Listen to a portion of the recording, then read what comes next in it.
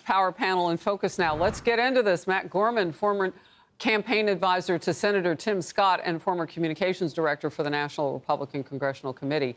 Fred Hicks is here, Hicks Evaluation Group founder and president. Great to have you both. So I imagine I'm not really going to have to say much here. You guys are going to jump in. Fred, I'll start with you. What do you think of this program? So here's the thing that we want to keep in mind. The immigration program does need some reforming. There's no doubt about that. But the problem that I have with this is that this gold card is designed to replace a program, the EB-5 program, which was structured to require investment in low and economically depressed communities in order to receive the benefit.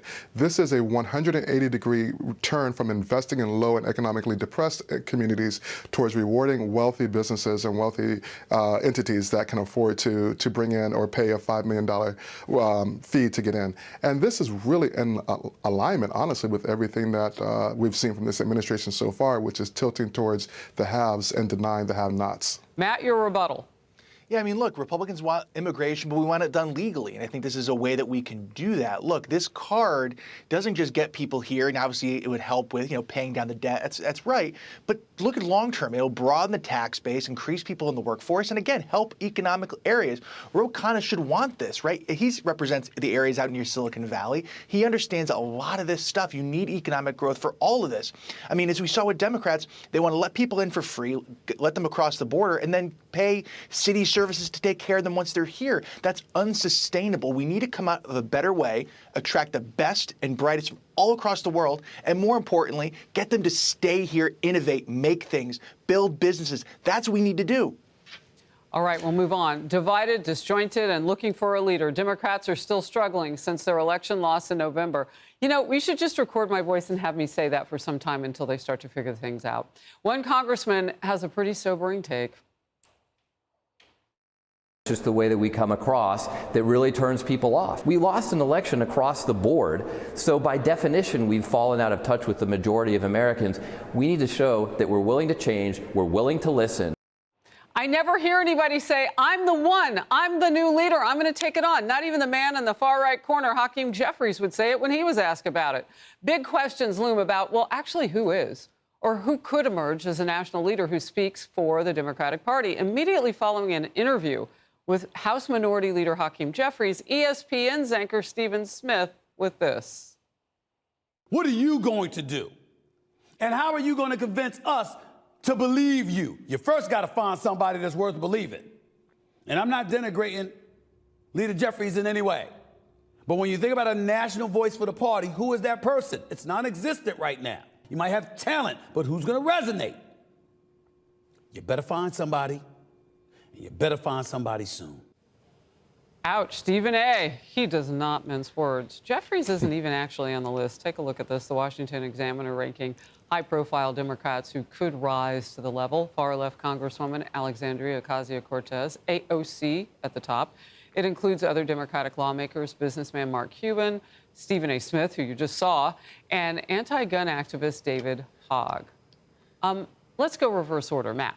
Yeah. First of all, Seth Moulton, it's great that you think we need to change. Okay, go further. How? I sat next to him on a panel on another network, and he was talking about how, the biological men playing women's sports argument hurt his party. So I asked him on air, okay, so do you change positions? Do you change tone? And he goes, I don't know. And, well, you need an answer for that. You can't just say this thing. You actually have to figure out how to change. And Hakeem Jeffries, this guy has negative charisma. On that same podcast, he was saying, well, it was a bad weekend in terms of the Knicks. Speak like a normal human, have charisma, and that's the first step. Say you want about AOC, I have a lot of difference with her. At least she's interesting to listen to. She speaks like a normal person. I know, the Knicks did have a tough one. Let's talk football then if we're going to play. So why are the Democrats acting like an overly injured football team with bad coaching? That would be for you, Fred. Oh, wow. Okay. I like that. I'm gonna take a little personal point of privilege here. They're kind of playing like Southern University as opposed to Grambling there, Harris. Just saying that. But no, but that being said, you'll have to call them and talk. Wow. Okay. But here's the reality of it. Democrats, we are still struggling at this point in time for a voice because there's a disconnect between the Democratic voting base and the Democratic elected officials.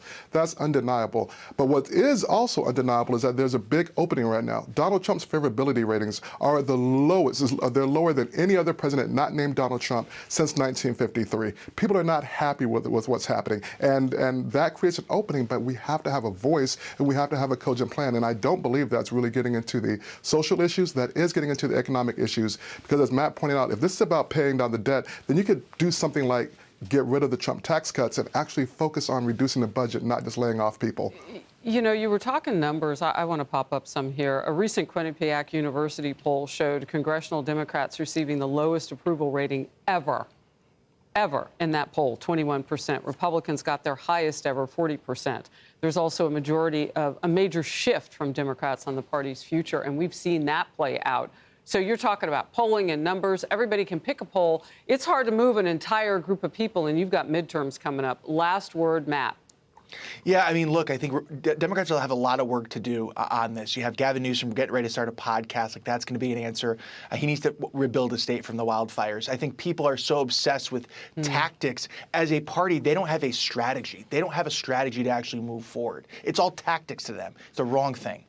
All right. Gentlemen, great to have you. Good debate. Thank you. Thanks.